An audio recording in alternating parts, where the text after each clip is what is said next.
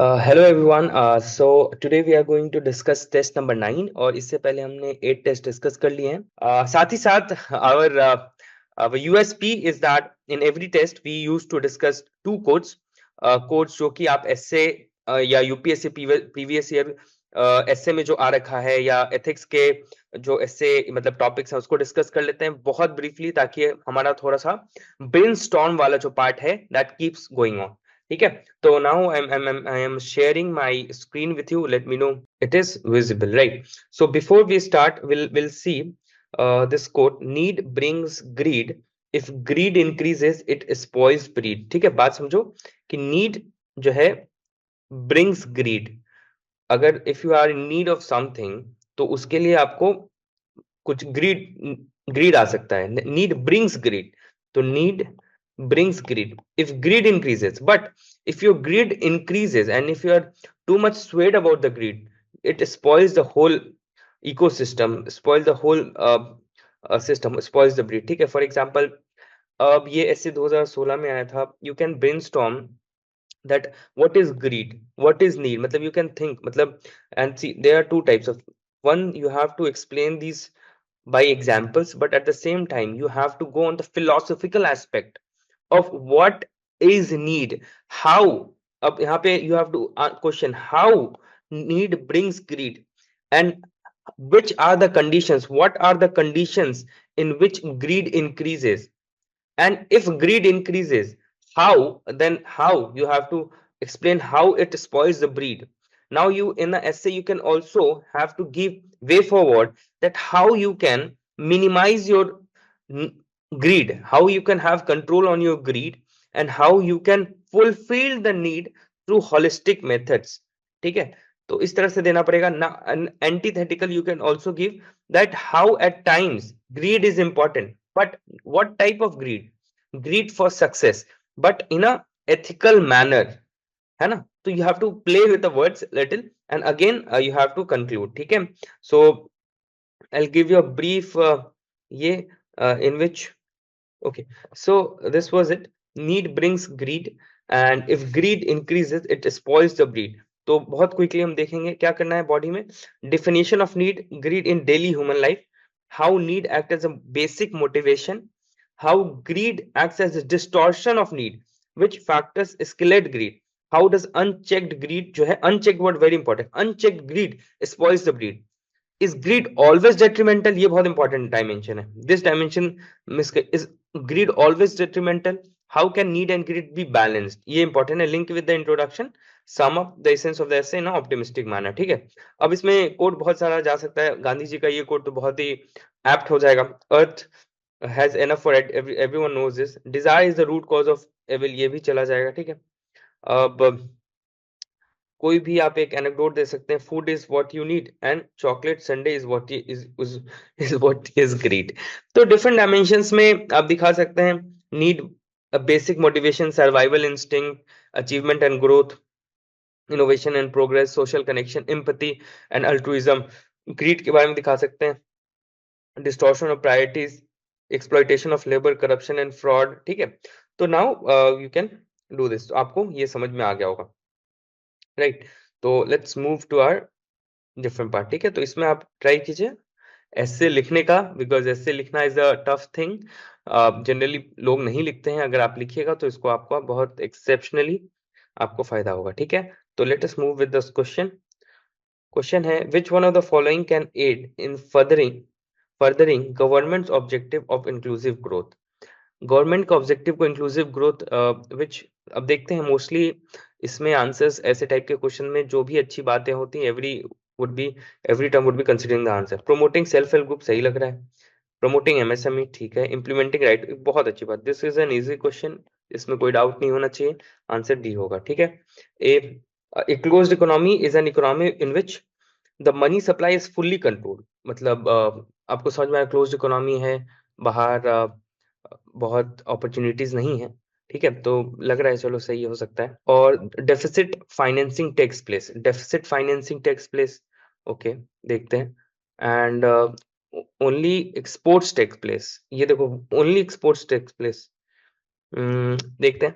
Neither exports nor import takes place. क्या लगता है डी होना चाहिए कि मतलब एकदम क्लोज इकोनॉमी है, तो एक्सपोर्ट इंपोर्ट कुछ भी नहीं हो रहा है, ठीक है, तो ये हो जाएगा, ठीक है। ओके, तो आंसर क्या है? D. Answer would be D. Now moving ahead, under under which one of the following circumstances capital gains arise? Capital gain आपको मतलब एसेट को आप रखते हैं तो उसका जो अप्रिसिएशन होता है, उसकी वैल्यू बढ़ जाती है, जैसे लैंड रखा तो उसका कैपिटल गेन किन कंडीशन में कैपिटल गेन अराइज, ठीक है। तो कैपिटल गेन्स ऐसे जो अंडरस्टैंडिंग है उसके हिसाब से ऑप्शन देखते हैं, ठीक है। when there is an increase in sales of a product, नहीं अगर मान लीजिए toothpaste if it is getting sold and more toothpaste are getting sold, तो ये कैपिटल गेन्स नहीं बोलेंगे, कुछ एसेट ये नहीं है, तो वन तो कटेगा, वन कटा, ठीक है, ये दोनों बचा। when there is a natural increase in the value of property, एकदम सही, जैसे लैंड है आपकी प्रॉपर्टी का, if the value of your ये इनक्रीज, तो ये तो सही लग रहा है, ठीक है, तो टू तो ऐसे भी देखो, तो टू दोनों में, ठीक है। when you purchase a painting and there is a growth in its value due to increase in popularity, देखो सेम बात है ना, मतलब पॉपुलैरिटी मतलब क्या, property, why the value of the property is being increased, because the popularity of that land increase है। popularity as in मतलब take in a different connotation, for example उस लैंड की वजह से हाईवे पास हो गई, तो पॉपुलैरिटी बढ़ना मतलब उसका डिमांड बढ़ना है ना, popularity I am relating this with the connotation of demand, ठीक है। तो ये और ये सेम टाइप का बात कहा है डिफरेंट तरीकों से, ठीक है, तो आंसर क्या हो जाएगा? ये आंसर हो जाएगा तुम्हारा, क्योंकि प्रॉपर्टी भी है, तो आंसर 2 एंड 3 ये वाला, ठीक है, बात समझ में आई? आगे बढ़ते हैं। विच one of the following can be said essential the part of inclusive governance? देखा, मोस्टली सब होना चाहिए ऐसे आंसर, पर अगर कोई कुछ एकदम ही अलग बात है तो वो नहीं होगा, ठीक है। अब देखते हैं, permitting the non banking financial companies to do banking, NBFC को बैंकिंग देना, it's a regulatory thing no, कि बैंकिंग तो है, तो ये इंक्लूसिव गवर्नेंस का पार्ट नहीं, वल्नरेबल सेक्शंस ये सब का पार्ट नहीं है। बात समझ में आ रहा है? This is a very good question, it will help you understand how the language of UPSC is being there in the answers. अब आप समझिए, इंक्लूसिव डेवलपमेंट मतलब what you think? Inclusive development मतलब कि जो एम्पावर्ड नहीं है, जो वल्नरेबल्स हैं, सबको साथ लेके चलना, सबके लिए अपॉर्चुनिटीज प्रोवाइड करना, but permitting NBFC to banking, क्योंकि to banking is a totally matter of regulation, no, कि बैंकिंग का लेंडिंग नॉर्म्स अलग है, बहुत सही, तो एनबीएफसी को आप बैंकिंग करने के लिए अलाउ कर रहे हैं, this is not inclusive development, ठीक है, तो ये कट जाएगा, तो वन कटा, ठीक है, 3 4 2 3 4। Now what I have told that you have to see all the options even if you have an understanding that you are getting the answers, ठीक है। establish the effective DPC in all the districts, सही है, ये तो अच्छी बात है, इसमें कंफ्यूज नहीं होना है, ऑल द डिस्ट्रिक्ट, क्योंकि यहाँ पे कुछ वैसे अगर हम स्टैब्लिश कर रहे हैं डीपीसी, ये तो अच्छी बात है ना, more you will be able to reach to the people, ठीक है, तो ये तो सही है। Increasing the government spending on public, ये भी सही है। Strengthening the mid day meal, strengthening एकदम सही है, तो आंसर क्या हो जाना चाहिए भाई? 4 का सी हो जाना चाहिए, ठीक है। Now economic growth in our country X will necessarily have to occur, मतलब व्हाट, अब बहुत स्पेसिफिक कह दिया, necessarily, it may happen that all the options will be able to do economic growth, but 100% किसमें होना चाहिए, दैट इज इंपॉर्टेंट, वो देखना है, ठीक है। There is technical progress in the world economy, technical progress हो जाए वर्ल्ड इकोनॉमी में, पर जरूरी नहीं है कि कंट्री एक्स में भी वही प्रोग्रेस हो, है ना, टेक्निकल प्रोग्रेस जरूरी नहीं है, तो ये तो काट देंगे। चलो देखते हैं, देयर इज पॉपुलेशन, ये तो एकदम ही नहीं है ना, पॉपुलेशन इंक्रीज, ये तो इंक्रीज हो गया, पर अगर डेमोग्राफिक डिविडेंड नहीं है तो कैसे यूज हो, नहीं हो पाएगा। There is a capital formation, ये बहुत सही लग रहा है, अगर कैपिटल फॉर्मेशन हो रहा है, कैपिटल फॉर्मेशन हो रहा है मतलब फैक्ट्री बना, कोई इंस्टीट्यूशन बना या कुछ हो रहा, तो इससे क्या होगा कि इससे एम्प्लॉयमेंट जनरेट होगा, एम्प्लॉयमेंट जनरेट होगा तो इकोनॉमिक ग्रोथ हो रहा है, तो ये अब तक इन तीनों ऑप्शंस में, among these three options, this is the most appropriate option. Now moving ahead, the volume of trade grows in the worldwide, volume world economy में ट्रेड ग्रो होने से क्या हो गया, उस कंट्री में मान लो नहीं हुआ हो, तो क्या हो गया, आंसर क्या हो गया? सी, एकदम सिंपल सवाल है, आंसर सी।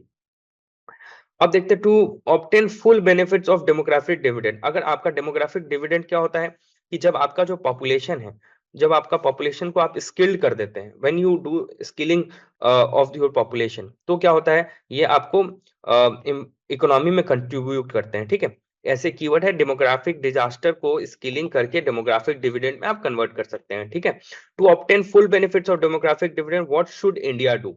क्या है, प्रोमोटिंग स्किल डेवलप, एकदम सही लग रहा है, ये होना चाहिए। लेट्स अगर इससे भी मोर कॉम्प्रिहेंसिव आंसर है तो let's see, introducing more social security scheme, नहीं सोशल सिक्योरिटी मतलब फ्री में पैसा बांट रहे हैं, तो ये सब नहीं। चलो, रिड्यूसिंग इन्फेंट मोर्टेलिटी रेट, देखो ये भी हो सकता है, पर इसके लिए बहुत ये इनडायरेक्ट है कि इन्फेंट मोर्टेलिटी रेट घटाओगे तो ह्यूमन कैपिटल बढ़ेगा। अब ह्यूमन कैपिटल को स्किल करोगे तो ये सेकेंडरी लिंकेज है, प्राइमरी लिंकेज नहीं है। तो आपको you have to first see the primary linkage, है ना, सेकेंडरी लिंकेज पे नहीं जाना है।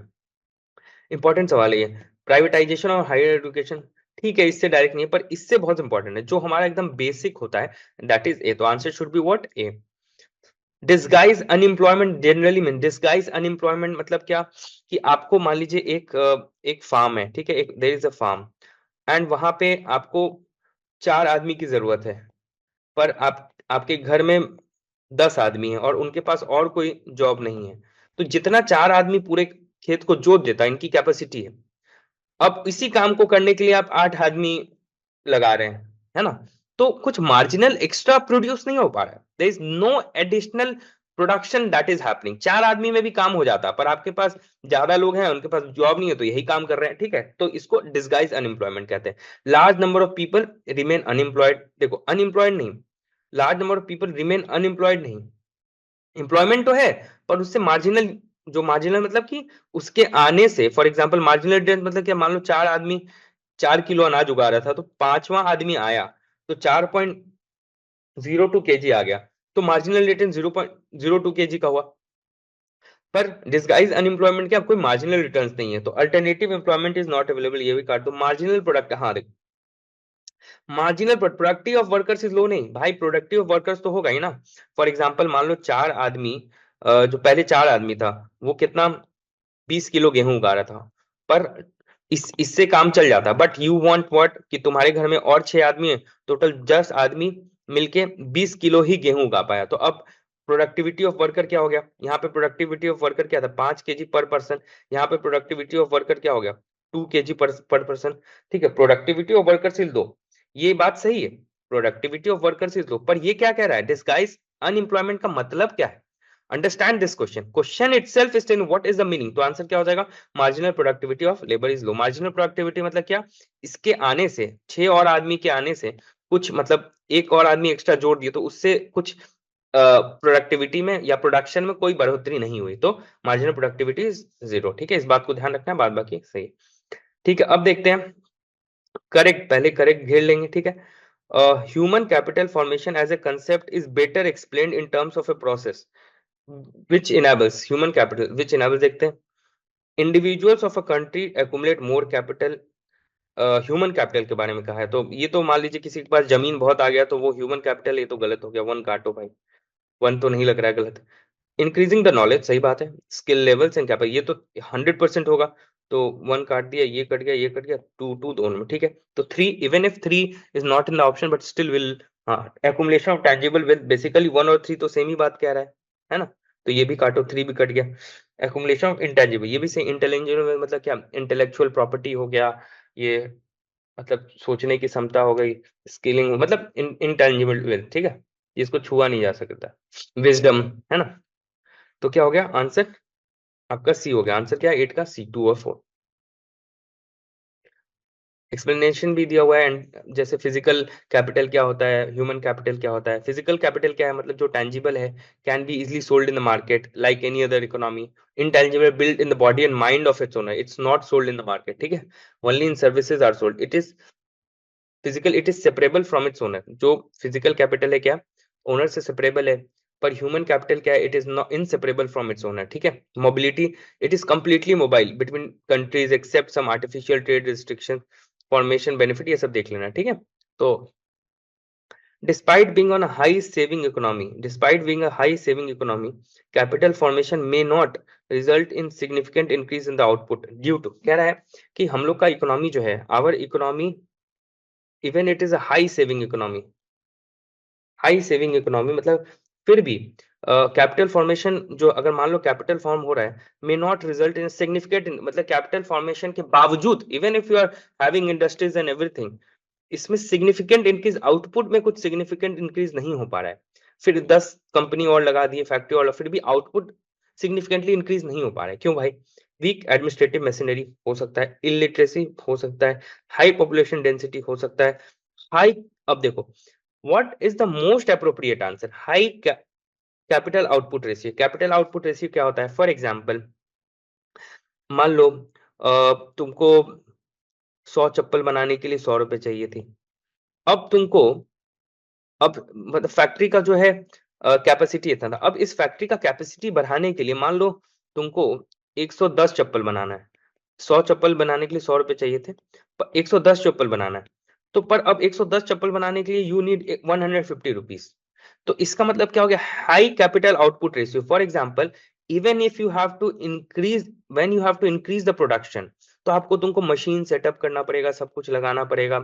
तो जितना प्रोडक्शन से तुमको फायदा हो रहा है उससे ज्यादा इनपुट में ये हो गया, मतलब उससे ज्यादा इनपुट होगा। तो कैपिटल हाई कैपिटल मतलब कैपिटल ऊपर, जैसे नए मशीन्स लगाना है, और उसके हिसाब से जो आउटपुट आया, तो आउटपुट तो बहुत ज्यादा नहीं आया, तो आउटपुट कम रहेगा और कैपिटल बढ़ गया। तो ये क्या हो गया? High capital output ratio. बहुत आसान भाषा में समझाएं कि एडिशनल प्रोडक्शन के लिए जो भी तुम इनपुट कॉस्ट कैपिटल में डालते हो, वो जो तुम्हारा आउटपुट होता है उसके वो आउटपुट उतना बढ़ नहीं पाता है जितना तुम कैपिटल इनपुट में डाले हो। ठीक है, तो ये अगर नहीं समझ में आया तो लेट मी नो। तो इसका मतलब क्या हो गया? Capital output ratio is a measure of percent increase in capital formation required to obtain a percent increase in GDP. The capital output is a relationship with the investment and the resulting output over a period of time. If a capital output is high, then the capital formation may not result. मतलब obviously capital output आपको बहुत ज्यादा investment कर दिए हैं, output तो good indicate मतलब तो may not result in a significant increase in outputs. Done? ठीक है, अब देखते हैं in a given year, question number 10, even in a given year in India, official poverty lines are higher in some states than in others.